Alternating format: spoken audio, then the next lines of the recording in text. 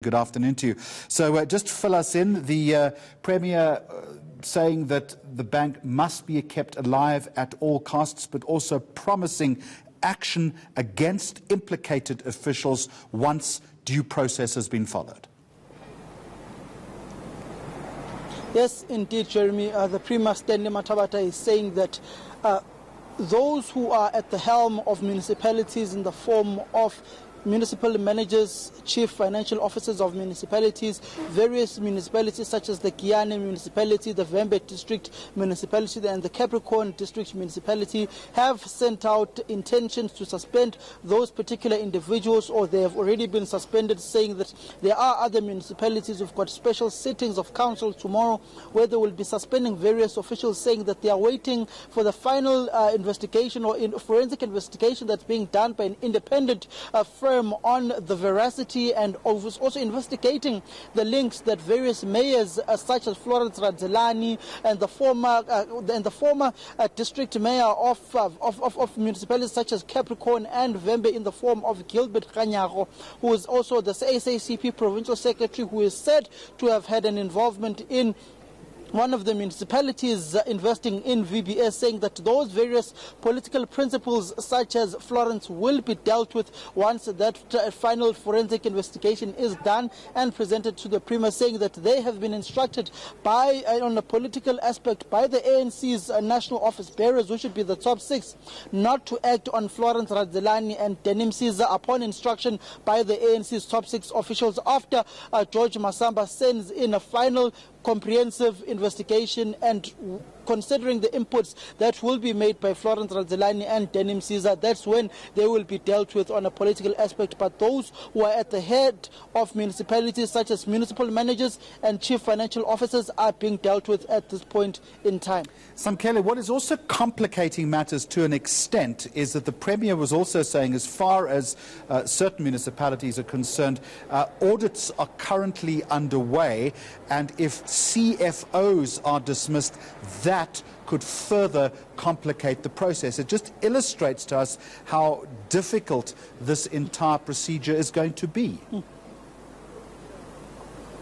Well, in Provincial Mathabata's statement, he says that he's instructed the Kokta MEC, Jerry Doe, to compile a forensic investigation of various municipalities' financial footing.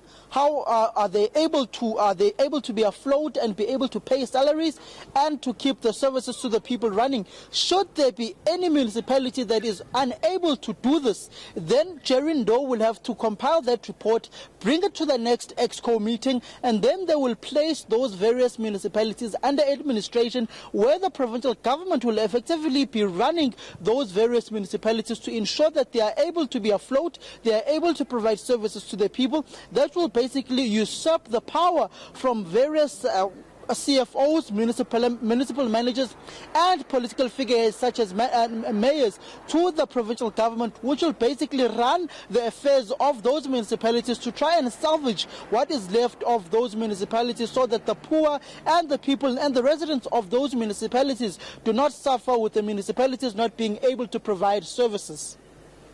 He was also, and just finally to you, stressing that as far as these affected municipalities are concerned, the delivery of service is important. But is that really happening?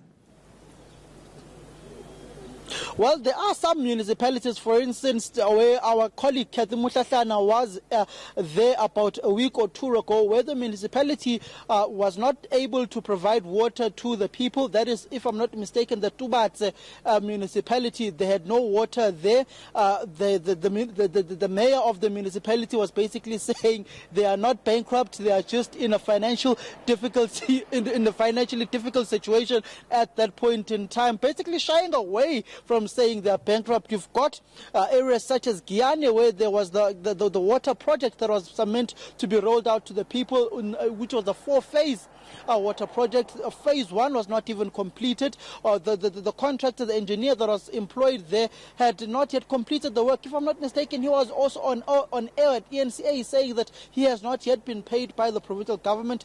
Yet about 32 billion rands had been spent on that project as to date. project but had not yet been completed, which is a 4-phase project. So it tells you that services in some municipalities are not being rolled out.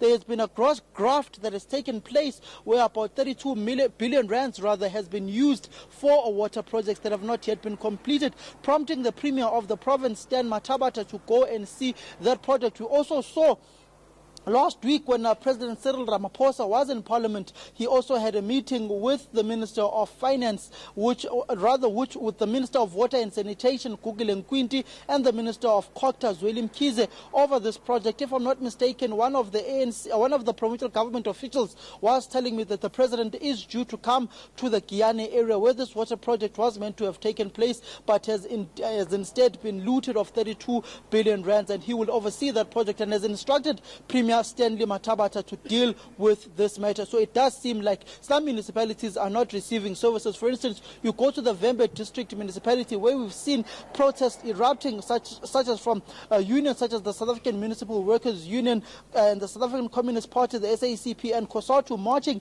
against the Vembe district mayor Florence Radzelani, calling for her resignation, along with the municipal manager and the municipal financial officer.